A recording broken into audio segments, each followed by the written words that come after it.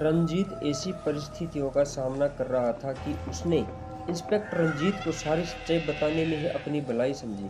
सच बताते हुए रंजीत बोला, साहब मैं स्वीकार करता हूँ कि मैं स्वभाव से रसिक व्यक्ति हूँ।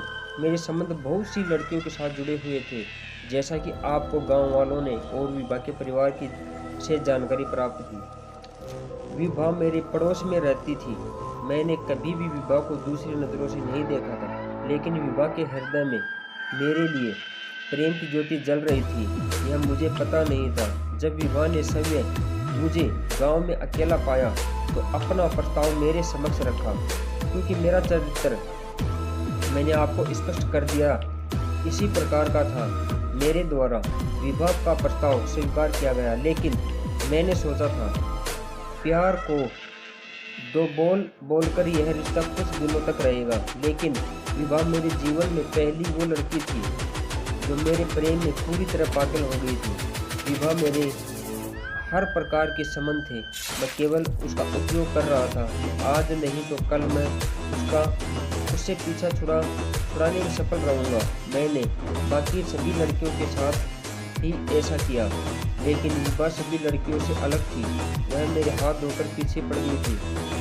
किसी भी परिस्थिति में मुझसे विवाह करना चाहती थी। विभा के परिवार, मेरे परिवार और पूरे गांव में यह खबर आग की तरह फैल चुकी थी कि विभा परिवार और मेरे परिवार में बहुत बार सामाजिक विवाद ने जन्म लिया।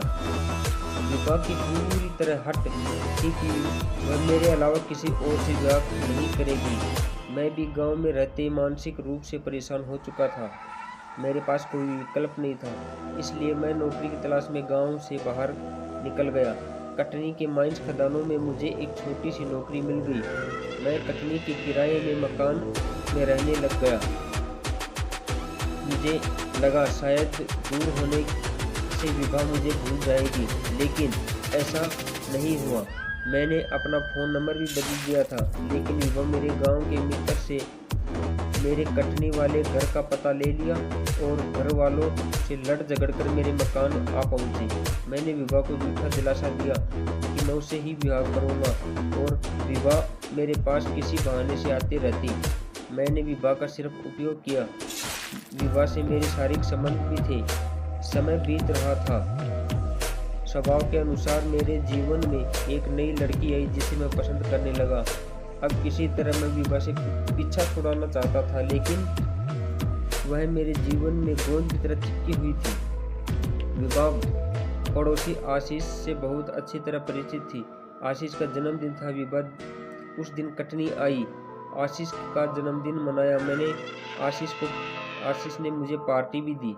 विभा के हठी और उग्र स्वभाव की वजह से उसके घर वालों ने भी उसको स्वतंत्र करके रखा था।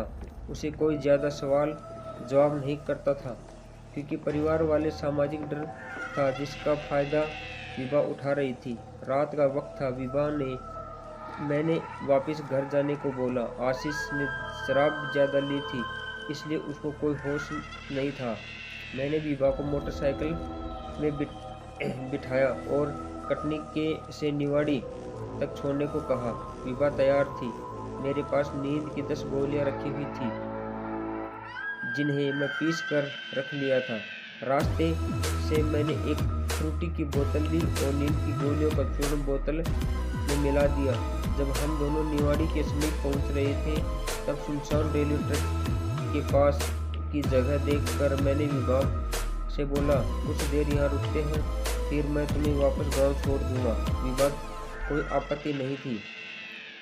कुछ देर विभा से बातें करते हुए मैंने फ्रूटी की बोतल दी और बातों में फ्रूटी की बोतल पीने लगी। बहुत सारी नींद की गोलियां होने की वजह से विभा जल्दी ही बेहोशी की हालत में आ गई। कुछ देर में वह पूरी तरह बेहोश थी। हम दोनों रेलवे ट्रैक के किनारे थे। मौका देखते ही मैंने ट्रेन आने का इंतजार किया। जब मुझे दूर से आती हुई ट्रेन दिखी तो मैंने विभा को अपने कंधे में उठाया और ट्रैक पर डाल दिया। विभा के नज़दीक ट्रेन आ रही थी तो एक मालगाड़ी थी। मुझे विभा से मुक्ति मिलने वाली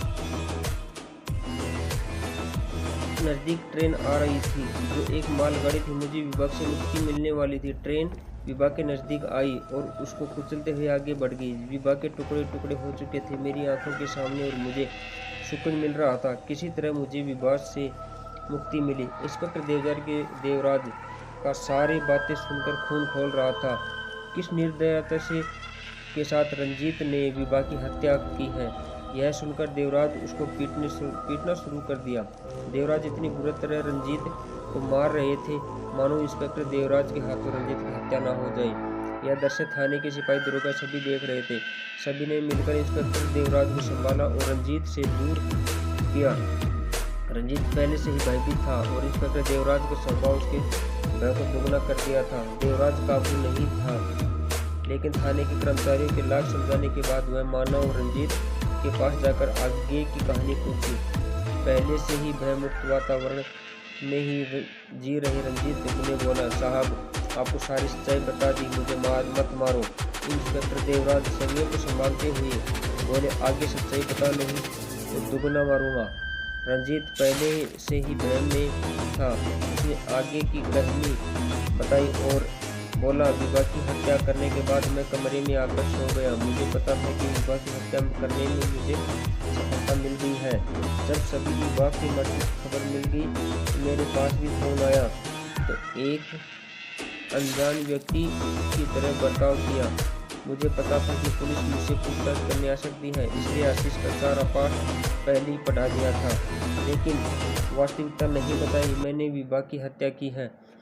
कुछ ही समय आशीष मेरी दोस्त गहरी हो गई थी। वह कमरे के में पड़ोसी था, लेकिन साथ ही मेरा बहुत अच्छा मित्र भी था। इसलिए मेरे पाठ पढ़ाई के अनुसार ही उसने पुलिस वालों को सामने बयान दिया।